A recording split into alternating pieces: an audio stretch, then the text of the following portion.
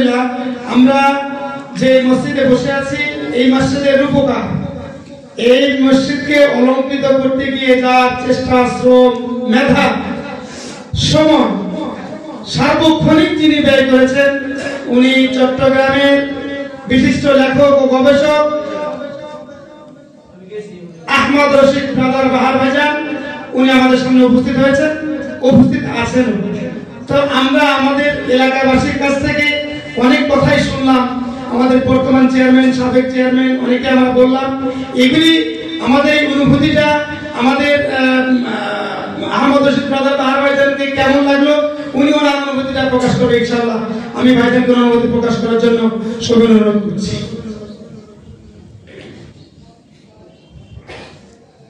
আউযু বিল্লাহি মিনাশ শাইতানির রাজিম। বিসমিল্লাহির রহমানির রহিম। মসজিদ ফাতিমা আজকে প্রথম জুমা দিয়ে শুরু হলো। মাত্র মুসল্লিদের মধ্যে উপস্থিত আছেন স্থানীয় চেয়ারম্যান সাহেব, সাবেক চেয়ারম্যান, উলামায়ে কেরাম, এলাকাবাসী, মুরব্বী, মুসল্লি সবাইকে আসসালামু আলাইকুম ওয়া রাহমাতুল্লাহ।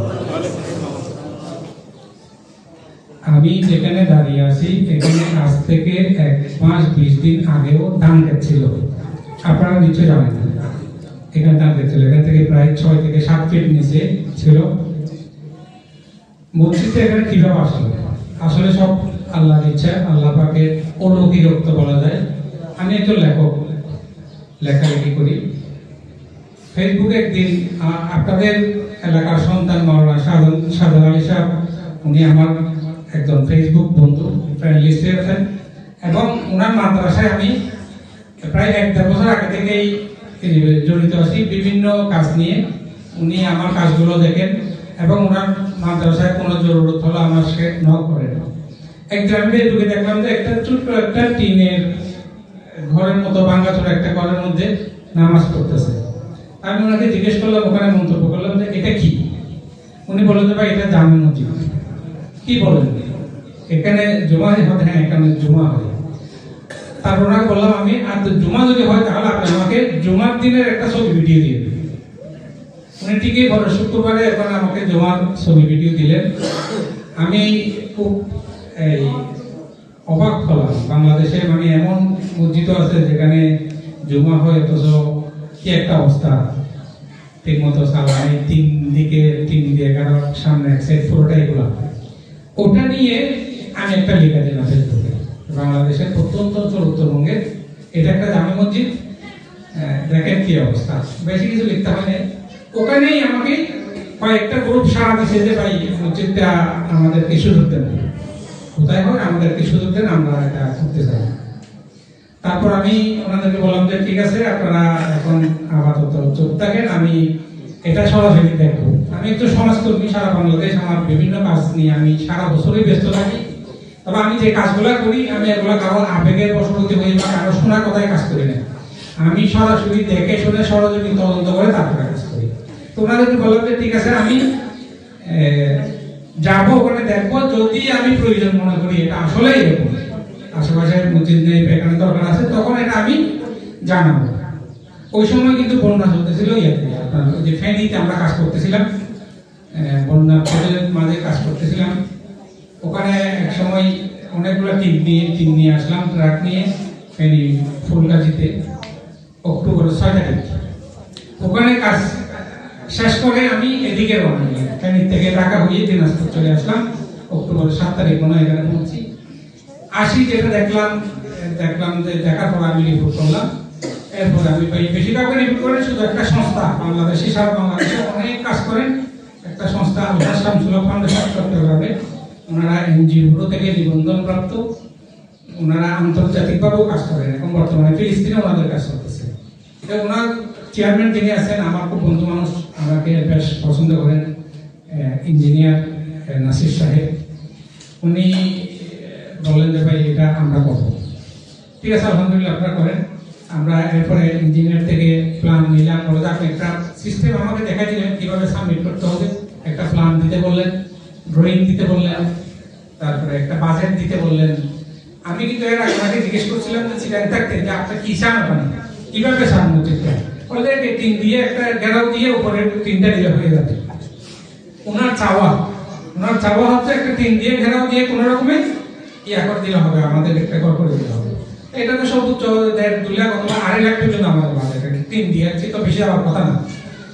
এরপরে এখানে আসার পরে উনি জায়গা যেটা দেখলাম, আমি জায়গার কাগজ দেখতেছিলাম, দেখলাম যে নৌকা মাদ্রাসার জায়গা, যেখানে মসজিদটা ছিল মাদ্রাসা। আমি বললাম যে না, এখানে তো মাদ্রাসা করা, মসজিদ করা যাবে না, মাদ্রাসার জায়গাতে মসজিদ করা যাবে না।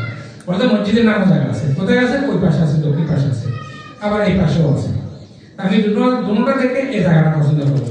ওইটার প্রতি অনেকের টান ছিল যে ওখানে মসজিদ হলে এটা মাদ্রাসার নিয়ন্ত্রণ কন্ট্রোলের ভিতরে থাকবে। আমি যেহেতু এখানে একটা বাজার আছে, আশেপাশে মানুষজন, এখন একটা ব্রিজও আছে, একটা একসময় দেখা যায় ব্রিজ চালু হলে এখানে বিকালবেলা অনেক শত শত মানুষ পর্যটক হিসাবেও আসবে। এখানে হলে মসজিদটা খুব সবচেয়ে ভালো হয়। এবং মসজিদের এরপরে যিনি দাতা, আল্লাহ আমাকে কবুল করে, যিনি জায়গা দিচ্ছেন, ওনার জায়গা দেখলাম যে আসলে একটু পর্যন্ত আসতেছে না কাগজ মোতাবেক, এখন পর্যন্ত ওনার জায়গা দেওয়া নাই। ওনার জায়গা ওখানে মাদ্রাসার ঘরের মধ্যে আছে, এখানে অল্প জায়গা আসছে দিকে। তো ওনাকে ডাকালাম, ওনাকে ডাকা বললেন যে আপনি তো জায়গা দিচ্ছেন মসজিদ, এখানে আমরা একটা মসজিদ করতে চাচ্ছি, কিন্তু এই জায়গাটা আপনার মসজিদের দেওয়া নেই।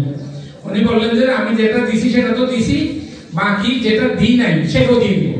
উনি নিজে এসে এখানে পুরাগাড়ি আমাদেরকে জায়গা চিহ্নিত করে দিলেন, ওনার কাগজের বাইরে কিন্তু উনি পরে কাগজ করে দিবেন, এরকম কমিটমেন্ট দিয়েছেন। মাদ্রাসার সভাপতির সাথে ছিলেন, এলাকার ছিলেন, ওনার সাথে কমিটমেন্ট ফুললি নেওয়ার পরে তারপর আমরা এটা সাবমিট করছি, ততক্ষণ একটা মসজিদটা হয়েছে।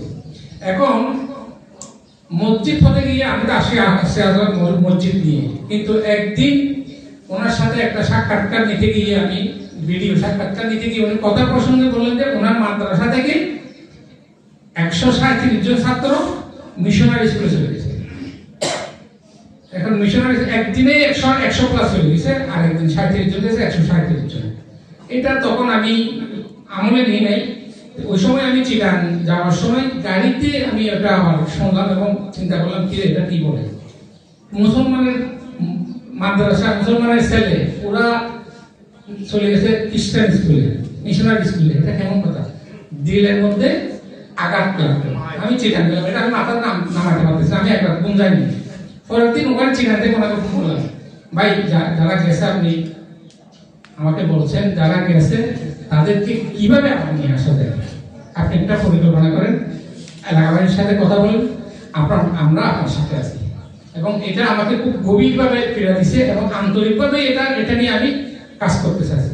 আলহামদুলিল্লাহ আমি আবার এখানে চলে আসার পরে এটা নিয়ে কাজ করছি। এলাকাবাসী যারা গেছে ওনাদের গার্ডিয়ানকে আমি ডাকাইছি এখানে মাদ্রাসাতে ডাকাই, উনি আমি কথা বলছি, ওনাকে কথা বলছি, উনি কথা বলছেন। পরবর্তীতে ওই একদিনেই ওখান থেকে 58 জন ছাত্রকে ওরা মাদ্রাসায় দিবে এরকম নাম লিখে দিলেন প্রথম দিনে। ওরা তো সবাই জানে না, আসলে জানা উচিত বলে আমি মনে করি। পরবর্তীতে আমরা ওনাদের বাচ্চাদেরকে নিয়ে আলাদাভাবে ক্লাস শুরু করে দিলাম এবং ওনাদের জন্য একজন শিক্ষক নিয়োগ দিলাম, আলাদাভাবে একজন শিক্ষক নিয়োগ দিলাম নতুন যারা আসছে। কারণ বছরের এখন শেষ, এখন তো সিলেবাস ভিত্তিক ওরা করতে পারবে না।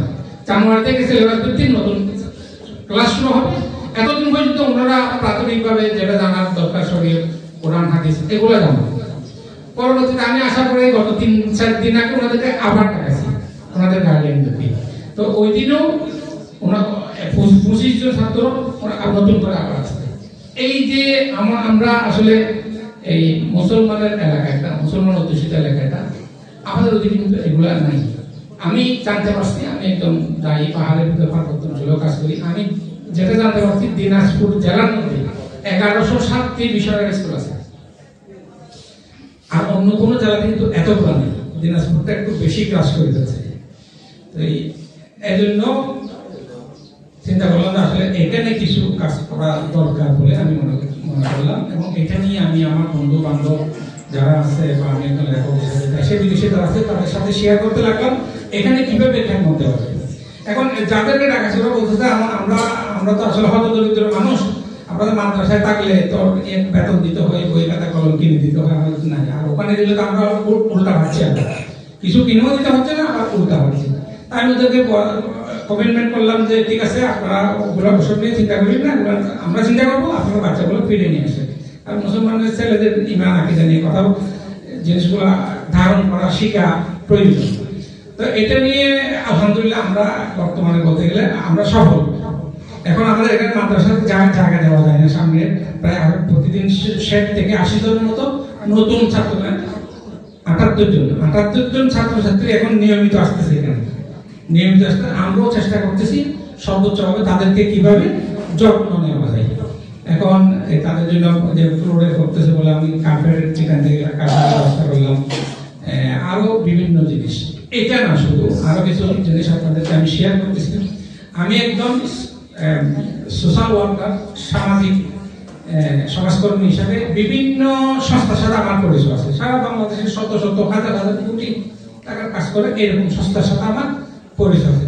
তাদের দৃষ্টি আকর্ষণ করলাম আমি ঢাকা গেলাম, তাদের অফিসে গেলাম, তাদেরকে বললাম যে আপনারা এদিকে নতুন সারা বাংলাদেশ আপনারা কাজ করেন, অথচ এদিকে বাসি যাচ্ছে, আমাদের মূলা সাফা নিয়ে যাচ্ছে, আপনাদের খবর নেই।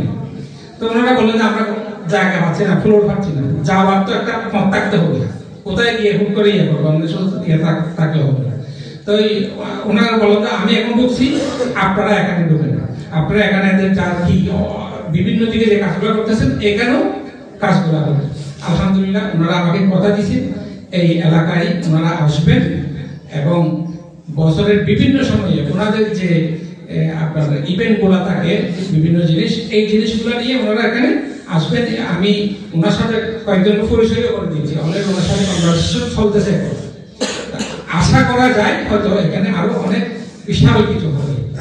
আমি যেটা আল্লাহকেও বলছি, আবেদন করছি আপনাদের এই মাদ্রাসা জয়ন্তিয়া মাদ্রাসাটা আপনার এটা একটা মার্কাজ হিসাবে আল্লাহর কাছে আমি চাচ্ছি যে এখানে এক লাইনের মধ্যে ওই সমস্ত কর্পোরেট থাকবে না, এক লাইনের মধ্যে অনেকগুলো বিল্ডিং হবে, অনেক ক্লাস হবে এবং পুরো উত্তরবঙ্গে বিভিন্ন দায়ীরা যখন আসবেন এখানে এখান থেকে শুরু করবেন দাওয়াত দেওয়াটা। এই যে 11,000 মিশনারি স্কুল আছে, এগুলো আর বাড়তে দেওয়া যাবে না, এগুলো কমতে হবে, এগুলো একটা একটা করে উঠেই ফাঁকা তাদেরকে চলে যেতে হবে। কারণ ওরা যদি বাচ্চা না হয় তাহলে কি নিয়ে বসে থাকবে? এটা আমরা এতগুলো বাচ্চা নিয়ে আসলাম, ওদের তো আরো যদি নিয়ে আসি তাহলে ওরা তো শূন্য হয়ে যাবে, এমনি এমনি তো আর বসে থাকবে না এখানে। তাহলে আমাদের এই যে অগ্রযাত্রাটা এখান থেকে শুরু, পুরো উত্তরবঙ্গের মধ্যে আমি চেষ্টা করে যাচ্ছি আপনাদেরকেও আল্লাহর কাছে চাইতে হবে। এই জিনিস মসজিদ নিয়ে আসতে বলছি, মসজিদ নিয়ে করে বসে থাকি না। আমি আলহামদুলিল্লাহ আমি অনেক অন্যান্য কাজের মধ্যে অনেক আমি লাখ টাকা খরচ করে ফেলেছি এবং এটা মসজিদের বাজার থেকে করে নেই, আমি এটা আলাদা ফান্ড থেকে করছি এবং আগামীতেও সেটা করব, এরকম আমার ইচ্ছেও আছে। আমি ওনাকে কমিটমেন্টও দিছি। আমরা ওই যে নতুন ছাত্র যেগুলো বললেন রিটার্ন ব্যাক, ওনাদের জন্য একজন মহিলা শিক্ষিকাও রাখছে, অলরেডি এখন 2জন শিক্ষিকা রাখা উচিত। ওনাকে বলছি একজন শিক্ষিকার বেতনটা আমার পক্ষ থেকে দিব। ওখানে ওনাদের জন্য 3জন শিক্ষক লাগবে এবং আমি বিভিন্ন দিকে চেষ্টা করে যাচ্ছি। আমার কাজ হচ্ছে চেষ্টা করা, আমার কাজ হচ্ছে যা চেষ্টা করে তুলে ধরে লেখকের সাথে আমি তুলে ধরি, বাকি আল্লাহর বান্দারা এখানে আসি আমার সাথে যুক্ত হয়ে। এই যে আজকে এই মসজিদে আপনাদের অনুভূতি শুনে আমি আসলে আমার আবেগকে ধরে রাখতে পারি না, আমার অন্তর এখানে কান্না চলতে, বাইরে আমি কথা বলতেছি যদি আমার এখানে আল্লাহর শুকর কিভাবে আদায় করবো আমি জানি না। মানে এমন একটা জায়গায় আমাকে পৌঁছাচ্ছেন আল্লাহ, যেখানে একদম শতভাগ এই মসজিদের দরকার ছিল এবং এই মসজিদের মাধ্যমে আমাকে এলাকা এই যে বাজারের অনেক ব্যবসায়ী বলছে যে মসজিদ হওয়ার পর থেকে আমরা নামাজ আর ত্যাগ করবো না, আল্লাহ এর চেয়ে কি পাওয়া হতো না। এই যে মসজিদটা হওয়ার পরে একটা জোয়ার এলাকায় একটা জোয়ার সৃষ্টি হোক, সেটাই আমি চাই। ইসলামের পক্ষে হোক জোয়ারটা ইসলামের পক্ষে। আপনাদের আশেপাশে দেখবেন যে যারা মিশনারির সাথে খুব গা মেলা নিয়ে বেল দিয়ে চলতেছে, হয়তো কিছু পাওয়ার জন্য তাদের সাথে আপনারা ভালো ব্যবহার করুন এবং তাদেরকে তাদের সন্তানদেরকে আপনি মাদ্রাসার মধ্যে করার চেষ্টা করবেন। কারণ মাদ্রাসার শিক্ষা ছাড়া মুসলমানের জীবনটাই বিনা। আপনার কবর ভাঙে নিয়ে যদি আপনার সন্তানটা সোরা পাঠা করতে না পারে তাহলে আপনি কি করবেন সন্তান দিয়ে? এত কোনো কাজে দিবে না, তুমি এত কোনো কাজ দিবে না, আখেরাতে কোনো কাজ দিবে না। তো বেশি কথা বলবো না, এখন আসলে খানার সময় সবার পেটে কোথা আমি জানি। আমি আমার সাথে যারা আছেন তাদের সকলের পক্ষ থেকে আমি আপনাদেরকে বিনীত অনুরোধ করবো আমাদের জন্য দোয়া করবেন, যাতে এই কাজগুলো আমরা কন্টিনিউ করতে পারি। যেহেতু মসজিদ তো আসলে মসজিদ কিন্তু মাদ্রাসা একটা বিশাল পরিচিত, মাদ্রাসার মাধ্যমে আপনার পুরো বাংলাদেশেই পরিচিত, ওদের এরকম সুযোগ আছে, আপনারা মাদ্রাসাতে লেগে থাকতে। আমি যে গত 1-1.5 মাস চেয়ে বেশি হচ্ছে ওখানে আসি, আমি দেখতেছি উনি একজন শিক্ষিত মানুষ, বিশ্ববিদ্যালয়ে পাশ করা মানুষ, উনি 70-80 হাজার টাকা মাসের বেতন যে কোথাও চাকরি করতে পারেন না, কিন্তু করেন নাই, উনি এলাকার জন্য দিনের জন্য এখানে পড়ে আছেন। উনি যদি একটা বাচ্চা নিয়ে একটা ব্যাগ নিয়ে বাইক নিয়ে চলে যান, কোথায় যাচ্ছেন? ভাই ঘরে করে যাচ্ছে, কি জন্য হচ্ছেন? সাল তুলতে যাচ্ছে, সাল নেই, বাচ্চারা খাওয়ার মতো সাল নেই। একবার না, আমি আসার পর থেকে অনেকবার হচ্ছে এরকম, মানে চাল নাই, টোটালি সাল নেই। ওই যে পাক নিয়ে আসো, বলছে তুমি কোথাও থেকে খাবার টাবার নিয়ে আসো, দেবে কোনো সালা যাবে। এই শুধু বাচ্চা বলে বাচ্চা খাচ্ছে, তরকারি দিলে কিচ্ছু সারা, এগুলো আমি মুখও নিতে পারি না, আমি মুখও নিতে পারি না। আল্লাহ কান্না ধরে রাখতে পারি না, কেন আপনারা করবার কান্না? এরও তো বাচ্চা এতিম, এদের একটা মুখে যদি একটা গ্রাস আপনার তুলে দেন, তাহলে এটা তো আপনার ওখানে কথা বলবে। আপনাদের নজর গুলা দিতে হবে, মাদ্রাসার প্রতি নজরটা দিতে হবে। কারণ প্রতিদিন দেখতে অনেকগুলো ছাত্র পাবে, 2টা মাদ্রাসা, একটা মহিলা মাদ্রাসা, কতগুলো আছে একদম অভিভাবকই নেই, এখানে দিন রাত থেকে যায়, ছুটি দিলেও থেকে যায়, ওনার ঘরে থেকে যাবে। আর আমি আসার প্রত্যেক উনি ওনার নিজের রুমটা আমাকে ছেড়ে দিয়েছে, উনি হয়তো বারান্দায় থাকছেন অথবা বাইরে একটা রুমে থাকছেন। আমি কৃতজ্ঞতা এগুলো আসলে কিভাবে আদায় করবো জানি না, আল্লাহ পাকের কাছে অনেক শুকরিয়া। আমি চাচ্ছি আপনাদের এলাকা থেকে পুরো উত্তরবঙ্গ, যে রংপুর কুড়িগ্রাম থেকে শুরু করে শরীয়তপুর থেকে এদিকে ঠাকুরগাঁও যে এলাকায় মিশনারিরা ঢুকছে, ওদের প্রতি একটা ধাক্কা এখান থেকে শুরু, এখান থেকে শুরু। আমরা ইতিমধ্যে যেটা করছি, এটা বাংলাদেশে কোথাও হয়নি। অনেক আলেম গেছেন, গেছেন ডিগ্রি করে চলে গেছে, কিন্তু এইভাবে একটা ধাক্কা কিন্তু আর লাগে না। তো এইটা আমাদের প্রত্যেক এলাকাতে, প্রত্যেক গ্রামে, থানায় থানায় পুরোটা ছড়িয়ে পড়ুক, এটাই আমি আল্লাহর কাছে চাচ্ছি। আপনারাও এটা দোয়া করবেন যাতে এটা হয়। আর যেটা আমরা শুরু করতেছি, এটা শুধু আপনাদের সমর্থন এবং সাহস, ওনার সাথে পাশে দাঁড়াতে হবে, ওনার পাশে দাঁড়াতে হবে। আসবেন, দেখবেন কোথাও কিছু লাগছে, যেটুকু পারবেন কথা নিয়ে হলেও সহযোগিতা করবেন, এটাই আমার চাওয়া। দোয়া চাচ্ছি, বিদায় নিচ্ছি। এবং আমি আগামীতেও ওনার সাথে থাকবো, অন্তত যে মাদ্রাসাটা নিয়ে আমাদের সাথে জানাচ্ছি। সে অনেক দূর, তো চট্টগ্রাম থেকে আসলে মেরুদণ্ড ব্যথা হয়ে যাবে, চট্টগ্রাম থেকে আসা এটা 4 থেকে অনেক ভাগে ভাগে আসতে হবে, ডাইরেক্ট গাড়িতেও আসা যায় না। যাই হোক, ভবিষ্যতে যাতে এখানে আল্লাহ আনাই খেদমতের নিয়তে আপনাদের প্রতিও আমারও দোয়া থাকবে, আপনাদের কাছে আমিও দোয়া চাচ্ছি। আসসালামু আলাইকুম।